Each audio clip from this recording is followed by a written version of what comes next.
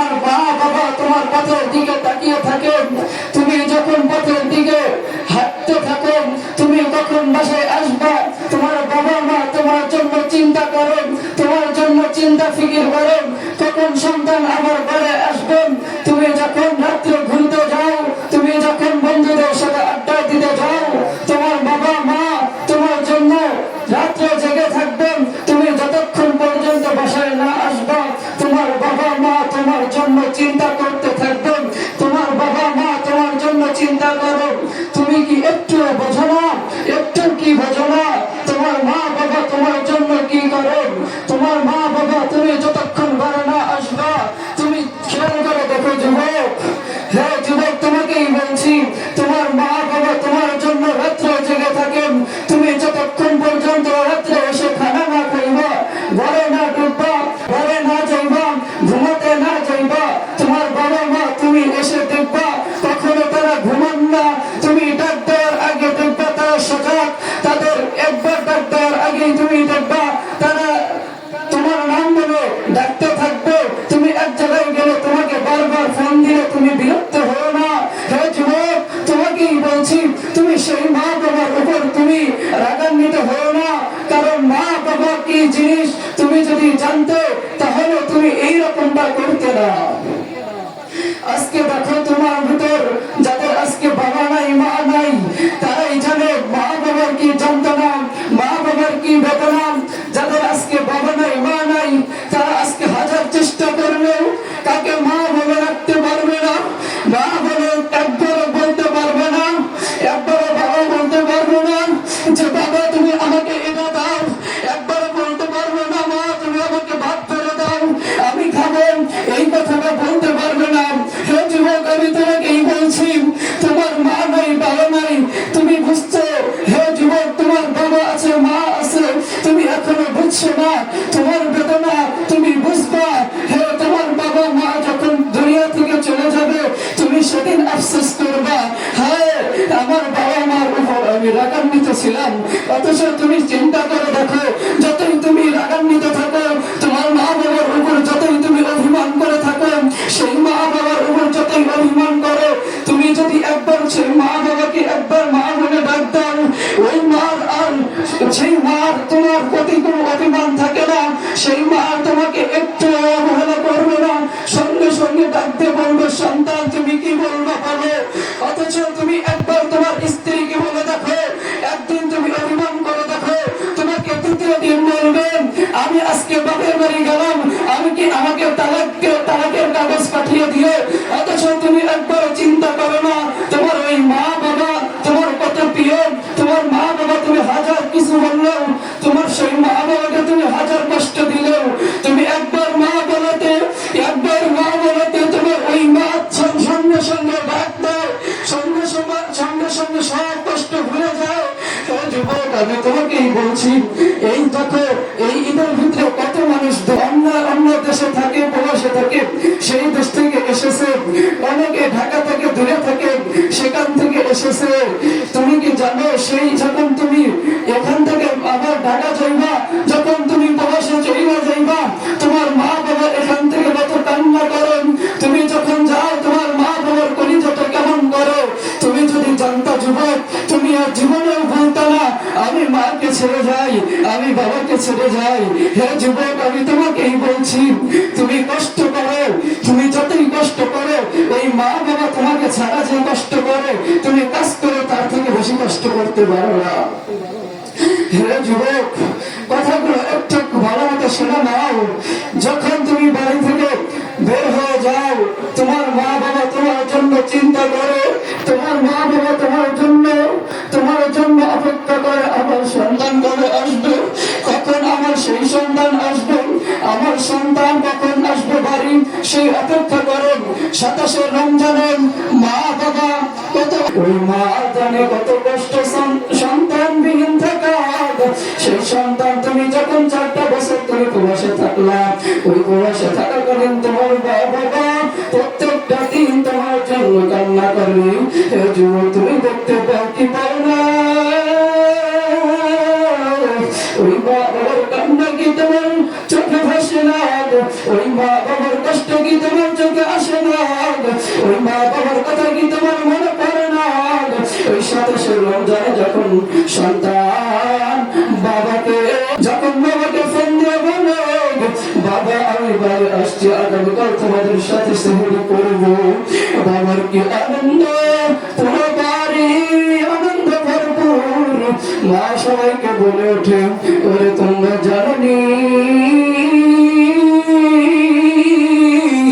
আমার কলিজার টুকরা, আমার কলিজার সন্তান, আমার কলিজার সন্তান আবার আসছে। 4টা বছর ধরে আমার সন্তানকে দেখি না, সেই সন্তান যখন আসবে এদিকে সেহরির সময় আসার কথা বলেছে। বাবা মা চিন্তা করে কখন সন্তান আসবে, কখন সন্তান আসবে। এদিকে সেহরির সময় পার হয়ে যায়, আসার খবর নাই, আসার খবর নাই। সেহরি পার হয়ে যায়, 7টা 8টা বেজে যায়, সারারাত্রি মা বাবার কোনো ঘুম নাই। ওর সন্তান তুমি একটু চিন্তা করে দেখো, ওই মা বাবার একটু ঘুম নাই। 8টা 9টা 10টা বেজে যায়, সন্তান বাড়িতে আসে না, বাড়িতে আসে না। মার মনটা ভালো আর লাগে না, বলে হে স্বামী গো তুমি একটু ফোন দাও, আমার ভিতরটা কেমন যেন লাগে, আমার কলিজার টুকরা সন্তান কেন আসে না, তুমি একটু ফোন দাও। বাবা উঠে বলে, হে স্ত্রী তুমি কান্না করো না, তুমি চিন্তা করো না, ঈদের সময় যানজট আছে, যানজটের জন্য আসতে একটু দেরি হতে পারে, অথচ সে যেহেতু বলেছে আসবে আসবেই। স্ত্রী তুমি কান্না করো না, তুমি চিন্তা করো না, আমাদের সন্তান আসবেই। তখন চিন্তা করতে করতে বাবার মনটা একটু করে ভালো লাগে না। হঠাৎ করে বাবার ফোনে একটা ফোন আসলো, ওই বাবার ফোনে ফোন বাজার পার, এদিকে একটা ফোন ওই পার থেকে একটা সালাম দিয়ে বললেন আসসালামু আলাইকুম। সেই সালাম শুনে বাবা বলে ওয়ালাইকুম আসসালাম। বলে বাবা তুমি কে? এটা তো আমার সন্তানের আওয়াজ নয়, এটা তো আমার সন্তানের মোবাইল, কিন্তু তার আওয়াজ নয়। বলে বাবা তুমি কে বলছো একটু বলো। বলে আপনি কি এই মোবাইল আনার বাবা? বলে হ্যাঁ আমি এই মোবাইল আনার বাবা। বলে আপনি এখন বাড়িতে কি করে? আপনার সন্তান যেই গাড়িতে রওনা দিয়েছে, যেই গন্তব্যে যাওয়ার কথা, সেই গন্তব্যে যাইতে পারে নাই। সার আগ মুহূর্তে এইখানে গাড়ি অ্যাক্সিডেন্ট করে অনেক মানুষই পড়ে আছে, অনেক মানুষকে সাদা কাপড়ে ঢেকে দেওয়া হয়েছে, সেই সাদা কাপড়ের ভিতরে আপনার সন্তান আসেনি। বাবার কথাটা শোনার পর সেখান থেকে দৌড় দিলেন, একটা দৌড় দিলেন সন্তানের উদ্দেশ্যে। বাবা যখন দৌড় দেওয়ার পর মা দেখে বলে হয়তো আমার সন্তান এসেছে, সবাইকে ডাক দিয়ে বলে ওরে সন্তান তোরা সবাই কই, তোরা সবাই কই, সবাই দা আমার সন্তান বুঝি এলো, গরম পানি কর, আমার সন্তান এসে গোসল করবে, আমার সন্তান এসে গোসল করবে, নতুন চাদর বিছাও, আমার সন্তান আসবে, সবাই বাড়ি গুলো গোসলে ফেলে, আমার সন্তান আসবে, সবাই এগিয়ে চলো, ফুলের মালা বাইর করো। আমার সন্তান বুঝি চলে আসলো। বাবা যখন যায়,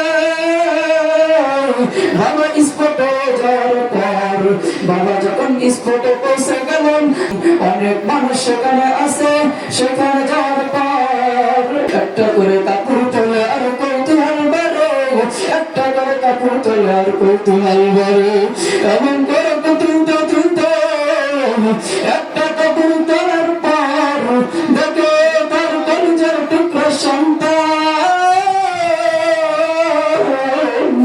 সেই লাশের মিছিলে যোগ দিয়ে দিয়েছে। সেই সন্তানকে ডাক দিয়ে বলে তুই আসবি বলে তোর মা কতদিন ধরে ঘুমায় না, অপেক্ষা আছে কবে তুই আসবি, তোর জন্য অপেক্ষা করে, তোর জন্য বাড়িতে অপেক্ষা করো, তোর জন্য কত আয়োজন, তোর জন্য কত আয়োজন। তোর মাকে গিয়ে আমি এখন কি বলবো, ওর সন্তান তুই যখন বিদেশে গেলি, এখান থেকে যখন বাড়ি থেকে যখন বের হলি, তোর মা কান্না করে, তোর মা কান্না করে, তোর মা তুই যার পর কত রাত্রে নির্ঘুম কাটিয়ে দিল, তোর মা কতক্ষণ নির্ঘুম কাটিয়ে দিল, তোর মা কত নামাজ পড়তে পড়তে তোর জন্য কাটিয়ে দিল, দোয়া করতে করতে কান্না করতে করতে তোর জন্য কাটিয়ে দিল। ওর সন্তান আমি এখন তোর মাকে কি বলবো, তুই এই ঈদের কত ঈদে এই 4টা বছরে 8টা ঈদ গেল, এই 4টা বছরে 8টা ঈদের ভিতর তুই টাকা পাঠাইলি, তোর টাকা দিয়ে সবাই শপিং করলো, তোর টাকা দিয়ে সবাই শপিং করলো। এই ঈদের ভিতরে যখন সেই জামা কাপড় গুলো আমরা পরলাম, আমরা পরার পর আমরা যখন বললাম তোর মা বাবার জন্য শাড়ি কেনার পর, সেই শাড়িটা যখন খাটের উপর দিয়ে আসলাম, সেই শাড়িটা থাকার পর সেই শাড়িটা দিয়ে আমরা নামাজ বরাবর ফিরে গিয়ে দেখি তোর মা বাবা কোনো রুমেই নাই, শাড়িটা যেমন তেমনই পরে আছে, মাঝখানের রুমেও নাই, পিছনের রুমেও নাই, সামনের রুমেও নাই। আমরা গিয়ে দেখি কিচেনের রুমে কান্না করে, এদিকে দুধ তুলে দিয়েছে, দুধ উঠলে পরে সেদিকে খবর নাই, চোখে কান্না। সেই কান্না যখন দেখে বলে হে স্ত্রী তোমার কি হয়েছে, বলে হে তোমরা যখন নতুন কাপড় নতুন পোশাক পরে যখন চলে গেলে, তোমরা যখন ঈদের নামাজ পড়তে গেলে অনেক আনন্দ লাগলো, তোমরা যখন সবাই গেলে তখন সেই অবস্থা আমি হঠাৎ করে তাকিয়ে দেখি আমার কলিজার টুকরা সন্তান, আমার কলিজার টুকরা মানিক তোমাদের সাথে নাই, তোমাদের সাথে নাই। যখন না দেখার পর আমি ফোন দিলাম, সন্তানকে ফোন দেওয়ার পর বলে হে মা আমি এখানে ভালো আছি, ঈদের ছুটি পেয়েছি, ঈদের ছুটি পাওয়ার পর আমি এখনো ছুটি কাটাচ্ছি। এদিকে মা বলে না আমি সন্তানের কণ্ঠ শুনে বুঝি না, এখনো কাম করে।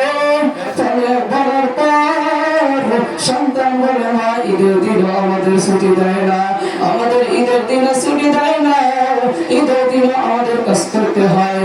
যুবক আমি তাই তোমাকে বলছি, তোমার মা বাবাকে কষ্ট করে তোমার জন্য, সেই মা বাবাকে যদি তুমি তোমার মা বাবাকে যদি সম্মান করতে পারো, তোমার মা বাবার যে কর্তব্য সেগুলো যদি তুমি পালন করতে পারো, তাহলে তোমার জন্য জান্নাত। আর তুমি যদি কর্তব্যগুলো না পালন করতে পারো, তাহলে তোমার জন্য হবে জান্নাত।